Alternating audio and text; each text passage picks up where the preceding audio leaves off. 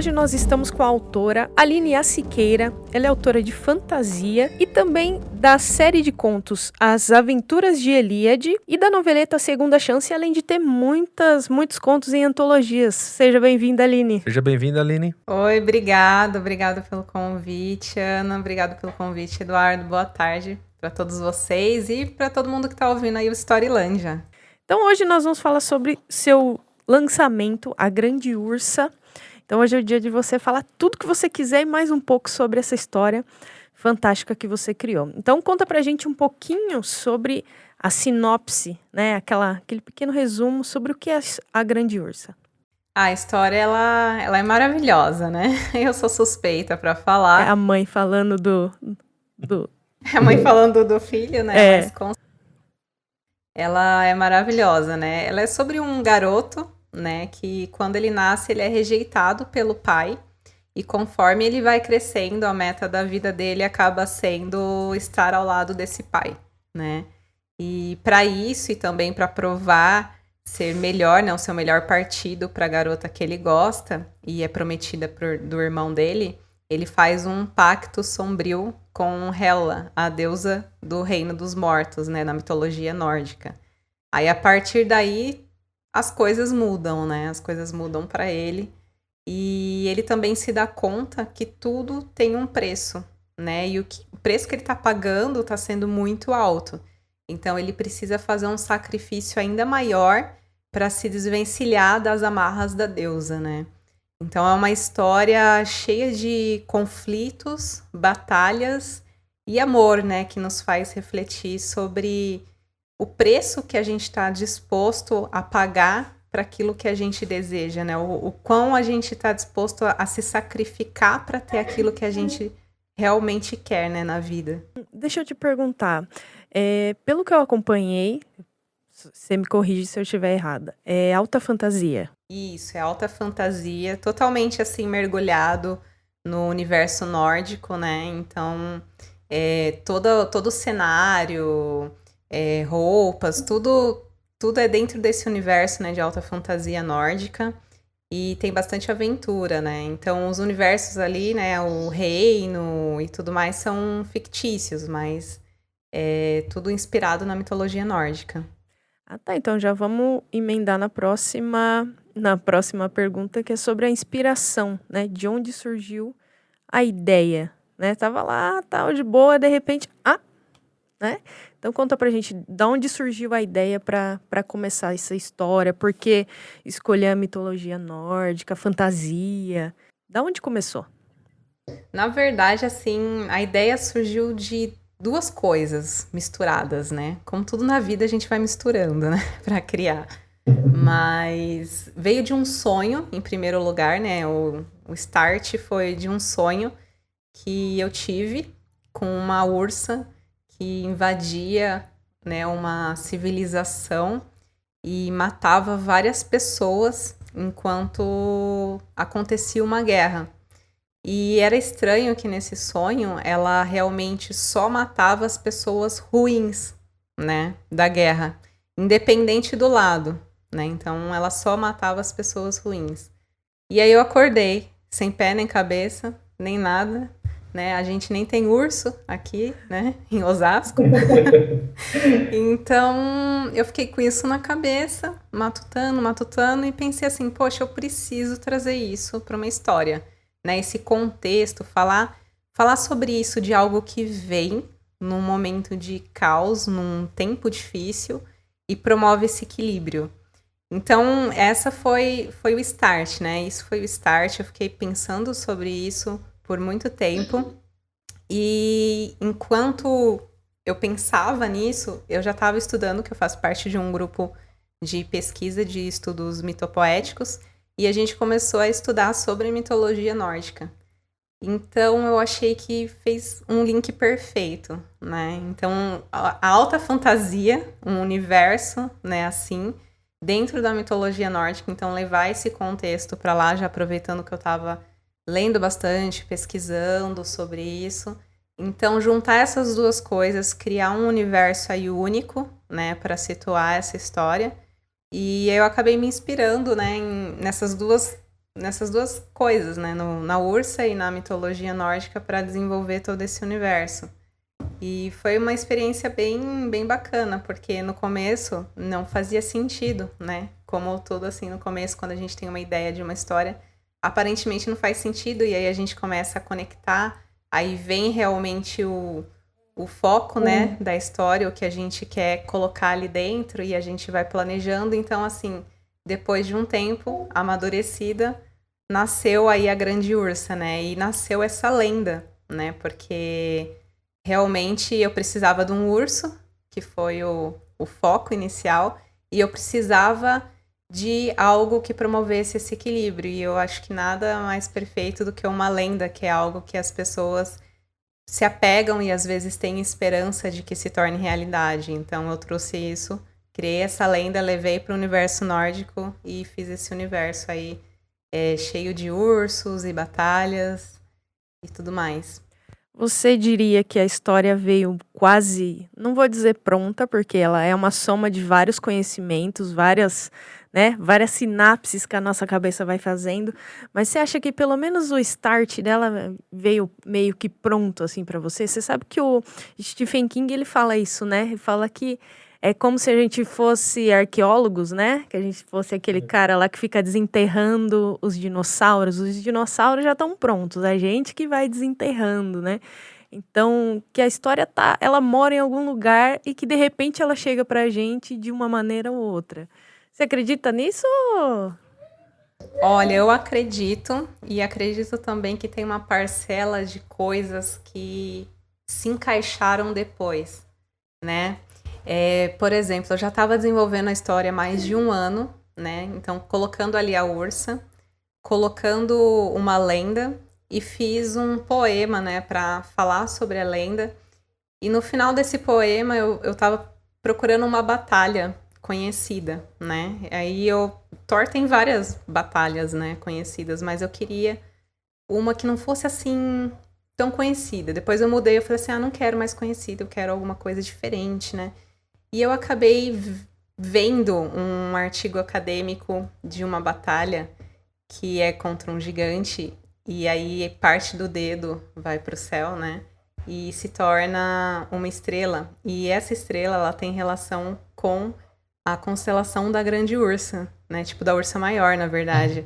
E inicialmente o nome da história era Ursa Maior, depois mudou para Grande Ursa. Então, assim, tanto eu acho que esse start que você falou já veio meio pré-definido, quanto depois as coisas do destino foram se encaixando, sabe?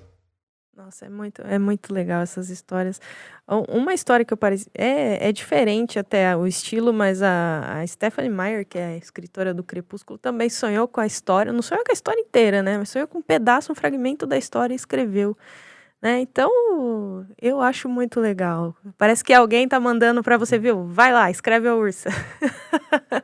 Né? Eu acho isso muito legal.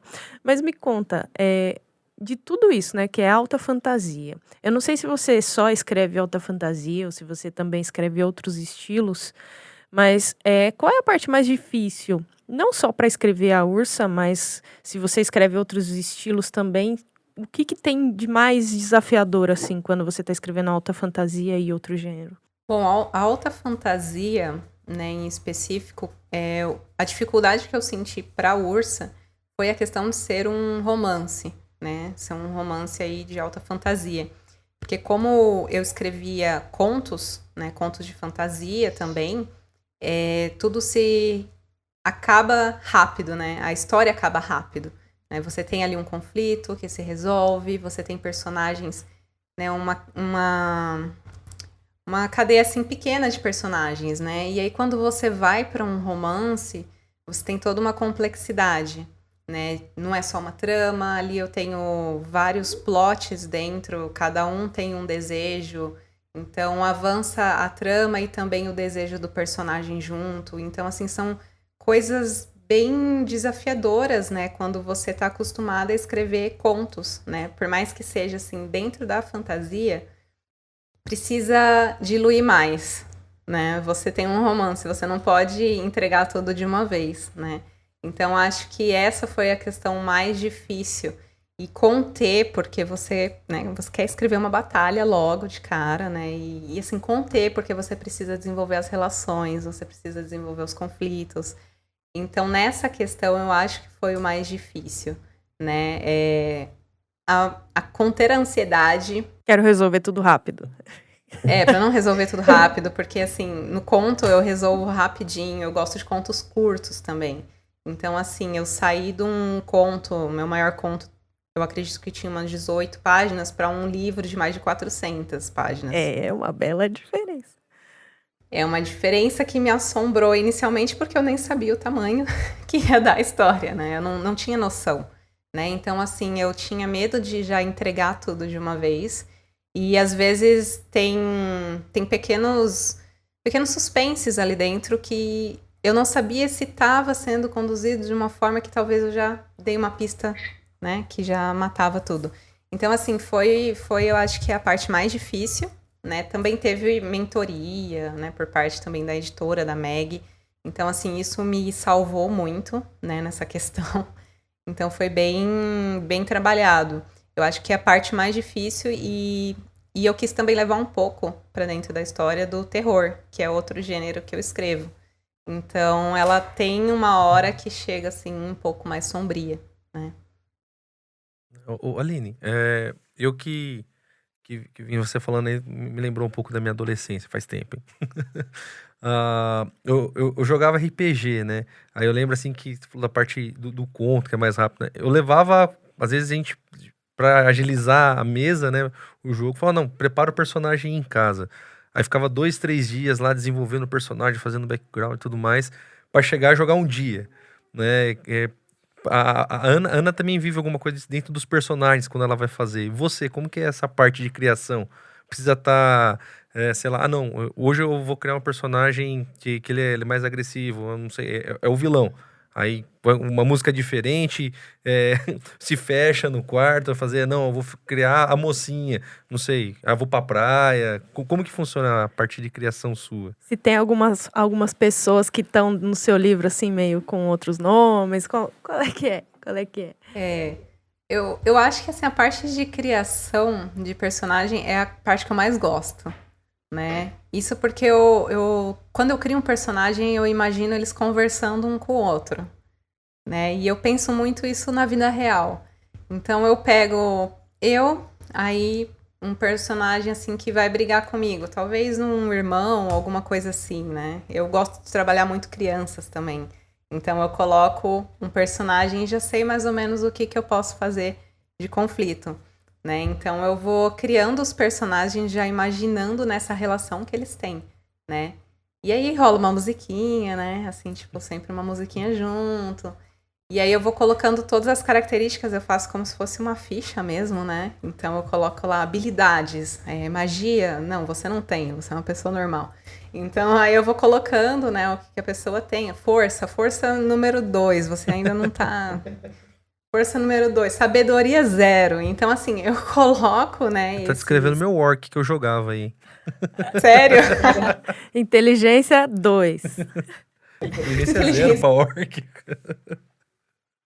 E isso ajuda muito, porque depois, quando você está escrevendo, você vai e revisita, né, a ficha. E uma coisa que eu não gosto muito de escrever é a parte física, né? Tipo, é cabelo comprido. Eu não gosto de descrever muito isso, mas eu percebi que para essa obra em específico eu precisava, porque eu precisava lembrar pelo menos a cor do cabelo do personagem em algum momento, né? Porque um é filho do outro, então como que eu vou fazer, né? Se eu esquecer inventar uma coisa assim nada a ver, então eu tive que colocar isso também. E a parte de vestimenta eu gosto de pegar inspirações lá no Pinterest, então eu coloco roupas medievais e também pesquiso as armas que a pessoa já tem, e já monto toda essa ficha, né, com todas as armas, com o que ela deseja, o que ela vai ter, o que ela não vai ter. Então eu faço toda uma ficha e fico lendo. Eu sempre leio, por exemplo, capítulo 1, quem participa, aí eu pego a ficha de todo mundo e leio antes de começar. Porque senão eu não consigo entrar também, né, no clima, assim, para escrever a história. Isso é verdade. já puxando essa questão, de ficha e tudo mais, eu não sei você, mas eu preciso desenhar tudo isso ou colocar um monte de post-it. Antes eu fazia esse post-it tudo na parede, só que daí eu destruí a parede da minha casa, ficou tudo cheio de coisa colada. Aí eu falei assim, acho que eu preciso de uma lousa. Aí eu fiz na lousa, né? Aí só que ficou uma rabisqueira que quem vem me visitar aqui fala, mas que é isso? É matemática? Né? Parece um monte de curva e tudo mais. E se eu pudesse, ainda usava mais espaço ainda, porque a lousa não é suficiente. Fazia na parede inteira, né? Porque o romance ele é diferente do conto, né? O conto a gente consegue fazer numa folha de papel, o desenho, todas as curvas. Como é que você faz aí? Porque você passou de 18 páginas para 400, né? Você falou que você lê as fichas e tudo mais, mas só isso já te ajuda ou você faz alguma coisa parecida igual eu, mirabolante, assim? Não, eu tive que fazer, senão não ia dar certo, não, né? Porque o dia a dia é corrido, né? Então eu não escrevo todos os dias, né? E provavelmente a memória minha também não é muito boa.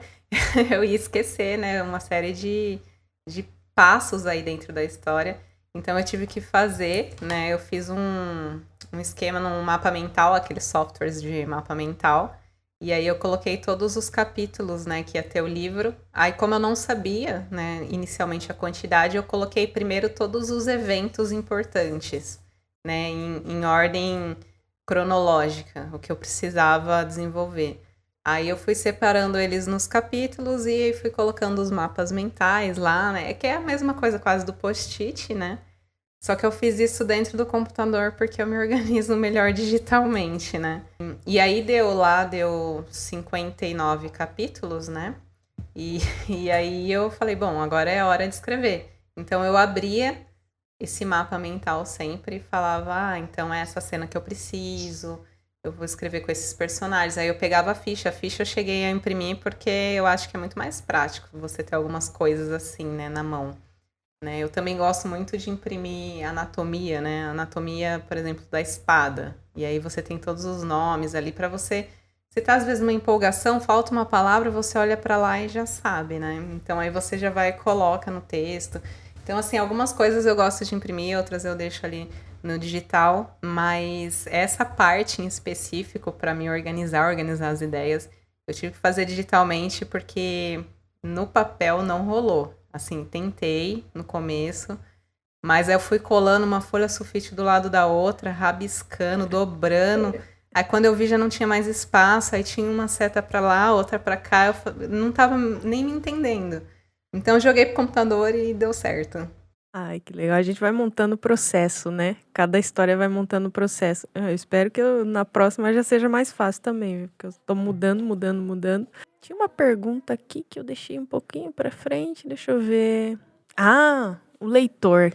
Quem você diria hoje que é o seu perfil de leitor? Quem vai gostar da Grande Ursa? E o que ele pode esperar, assim, dessa história?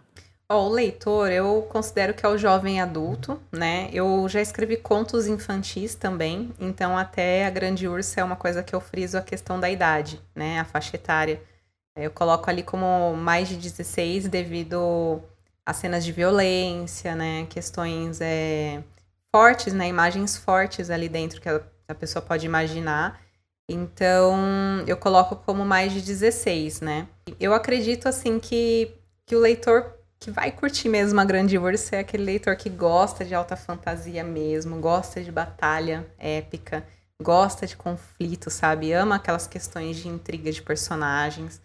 Porque tem muito disso, é uma história cheia disso. E que também gosta de uma história com um ritmo acelerado, né? Então a gente tem um ritmo bem acelerado ali, né? De informações acontecendo, porque tem vários núcleos, né?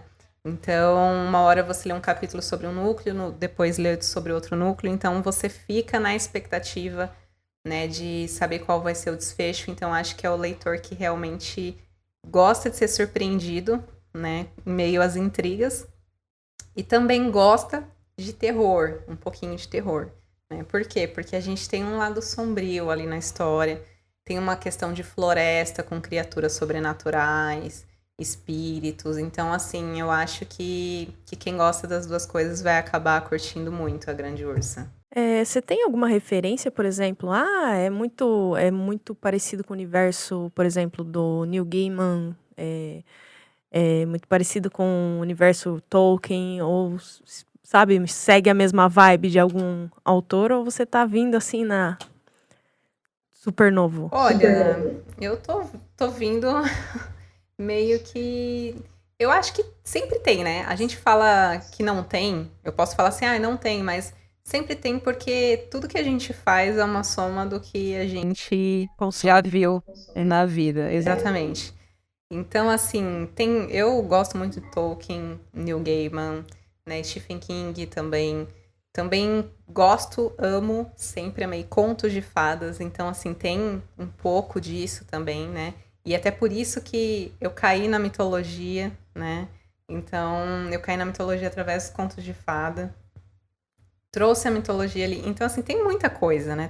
Se você for ler a história da Grande Ursa, você vai ver que tem entrelinhas que se você gosta de mitologia nórdica e conhece as histórias da mitologia, você sabe que eu tô falando de uma delas. Mas eu não tô falando abertamente, mas se você conhece, você vai saber qual é. É o easter egg, exatamente. Se você não conhece, você só vai curtir, vai falar, nossa, legal, gostei. E pronto. Você não vai deixar de entender, mas você vai entender muito melhor se você souber qual é a referência, né? Então, acho que assim, é uma união de referências que a gente leva, né? Por mais que eu fale assim, não parece com o universo de fulano ou de ciclano. Realmente, eu vou falar pra você que eu não acho que parece. Mas tem sempre uma inspiração neles, né? Porque eles são os clássicos, são grandes, né? E a gente se inspira nisso, né? E gosta disso, consome isso. Então, sempre um pouquinho vai ter, né? Então conta pra gente onde a gente encontra a Grande Ursa, quando vai ser o lançamento, como é que tá esse processo aí? Bom, a Grande Ursa, ela tá no Catarse, né? Ela tá fazendo parte de um projeto de financiamento coletivo, né? Você já pode adquirir o livro ou o e-book através da campanha do Catarse, né? E ela vai ficar no Catarse disponível até dia 18 de maio, né? Aí, a partir do dia 18 de maio para frente, ela vai entrar em processo editorial para finalização de diagramação, impressão, e vai ser enviado aos apoiadores, né? Depois disso, não tem ainda uma previsão para entrar nos marketplaces, mas quando tiver, aí eu vou comunicar todo mundo nas redes sociais, mas por enquanto vai ser assim, uma obra exclusiva, né, que os apoiadores vão estar tendo acesso. E junto com o livro, né, existem as recompensas. A primeira recompensa tem o wallpaper, a segunda recompensa, que tá pertinho para desbloquear, é a receita de um pão que uma personagem faz dentro da história. Nossa, isso aí é novo, hein? Olha só. E é um pão que existe mesmo, então eu fui buscar a receita tradicional finlandesa lá para poder passar para os apoiadores. E eu também vou fazer em casa, porque, né, preciso comer. Aí a terceira recompensa, quando atingir 75% da campanha, todos vão receber a lenda da Grande Ursa, né? Todos os apoiadores. E a lenda é uma lenda narrada, né? Então ela tem efeitos especiais, aí de batalha no fundo. É uma lenda, assim, uma poesia épica, bem bacana, né? Sobre a lenda da Grande Ursa. E quando bater 100%, todos os apoiadores vão ganhar um jogo, um game, um card game print to play, né? Então, assim, esse card game já tá pronto também, né? E aí eles vão poder imprimir em casa e jogar. O card game é do mesmo universo, né, da Ursa, e ele apresenta personagens que estão lá dentro, em um contexto diferente, né? Então é bem interessante e dá pra brincar, né, com a família, enfim, é um joguinho aí, quase um RPG. E tem um dos apoios que é esse game impresso, né? Então, assim, você pode comprar tanto o livro quanto apoiar e também comprar o joguinho junto com as aventuras de Elíade. Se você quer saber mais sobre o Catarse, nós vamos colocar o link na descrição para você conhecer um pouquinho mais essa história e o Catarse também da Aline. Agora me conta quais são os seus próximos passos dentro da escrita, dentro do... Olha, é seguir realmente com fantasia, porque eu gosto muito, né? Então é seguir com as aventuras de Elíade com a série. Eu quero colocar mais episódios dentro das aventuras de Elíade. E também, assim, tudo depende do feedback dos leitores. Mas se o feedback for positivo, estender mais esse universo da Grande Ursa, porque tem muito pano pra manga, sabe? Então dá pra fazer muita coisa legal. Só que eu quero ouvir o que as pessoas vão achar, né? Eu não quero sair desenvolvendo várias histórias relacionadas sem saber se as pessoas vão gostar. E eu acredito que elas vão gostar muito, né? Mas eu preciso me conter nesse momento. Ô, Aline, fala pra gente também, você comentou sobre os contos que você já escreveu, onde que a gente consegue encontrar pra ler seus contos aí? Eles estão disponíveis na Amazon, né? E no portal do Epicentro Literário, né? No Epicentro Literário tem alguns contos ali gratuitos, publicados, né? E também tem um perfil lá meu, uma página minha que relaciona todas as obras, né, que eu já escrevi e coloco o link para a Amazon ou já coloco o link ali para a leitura gratuita que está disponibilizada no próprio portal, né? Então acho que até é uma boa as pessoas conhecerem o Epicentro Literário, né, para poder realmente acessar ali todas as obras minhas e também os outros autores, né, nacionais que tem lá dentro. E tem bastante conteúdo também de domínio público, então quem gosta, né, de contos de domínio público, como contos de fada, Machado de Assis, vai encontrar algumas coisas lá. Ah, legal, bacana. Então, para os fãs de literatura, vai estar aí no link também para conhecer o Epicentro Literário, certo? Isso, Epicentro Literário. É o QG da Aline, certo? É, meu QG. Então, ô Aline, para a gente encerrar, uma pergunta filosófica. Para você, o que significa escrever? Olha, para mim tem um significado muito forte, no sentido de que, assim, hoje eu crio histórias e todas elas têm alguma mensagem. E eu tô passando ali para as pessoas.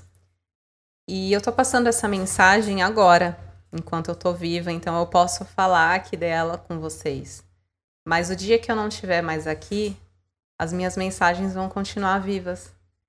Então eu sei que as pessoas que encontrarem minhas obras, elas vão poder ler, né, e refletir sobre cada mensagem do mesmo jeito. E nesse momento é como uma parte de mim ainda estivesse vivo, sabe? Tipo, dentro dessa pessoa, dentro dessa obra. Então eu vou estar falando com ela de alguma forma. Então eu acho que através da escrita é um poder que você tem de praticamente ser eterno, né? Então eu não tenho magias, né? E nem vou fazer um pacto com Hela como Rolf na minha história. Mas, né, eu tenho esse poder através da literatura. Você tem que parar para aplaudir mesmo. Você falou bonito, viu? Falou Obrigado. Você sabe que uma pessoa da minha família, depois que eu lancei o meu primeiro livro, ela falou: olha, agora você é imortal, sabia? Falou assim, aí eu parei para pensar exatamente isso que você falou, né? Não tenho poderes, mas tenho palavras, né? Exatamente. Ninguém cala. Isso é muito bonito. E isso é muito legal, porque a gente tá numa época onde não tem só o livro físico. Então, assim, pode queimar. Não pode, né? Mas se queimar, tem o digital.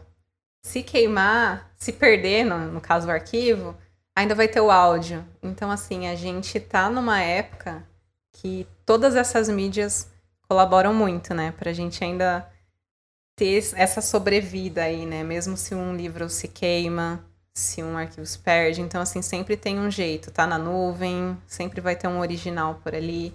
Então, acho que a gente tá numa boa fase, sabe? Se for olhar a história inteira, né? A gente tá numa boa fase, porque se um pergaminho pegasse fogo antigamente, ia acabar a história, né?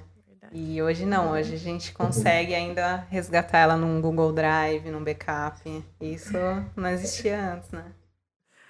É verdade. Então, Aline, eu adorei o papo, adorei conhecer a Grande Ursa. Espero de coração que o Catarse, a campanha chegue no 100% até antes do esperado, viu? Que você faça muito sucesso com essa história, porque eu torço muito para os escritores de fantasia do nosso país, viu? São muito... Aliás, não somos, né? Porque eu também sou uma, mas somos muito necessários. Sim, né? Através da fantasia, a gente coloca vários assuntos, né, para reflexão e muda a realidade também através da fantasia, né? Eu também desejo muito que esse nicho, né, da fantasia, principalmente nacional, ganhe destaque aí no mercado, né? Que a gente consiga cada vez mais alcançar mais leitores e perpetuar aí nossas histórias, né? E é isso que a gente É isso. deseja. Eu agradeço muito pelo espaço, né? Agradeço muito pelo convite, participar aqui com vocês. Adorei o papo. E tô aí na expectativa do Catarse, gente, me ajudem. Então é isso aí. Vai lá vai lá na nossa descrição, conhece o trabalho da Aline, vai lá no Epicentro Literário também conhecer esse trabalho, porque os autores nacionais estão aí e a gente está fazendo barulho, né, Aline? Então, a gente que agradece, um abraço para você e sucesso. E para você, até a próxima, a gente vai ficando por aqui. Até mais. Até mais, pessoal.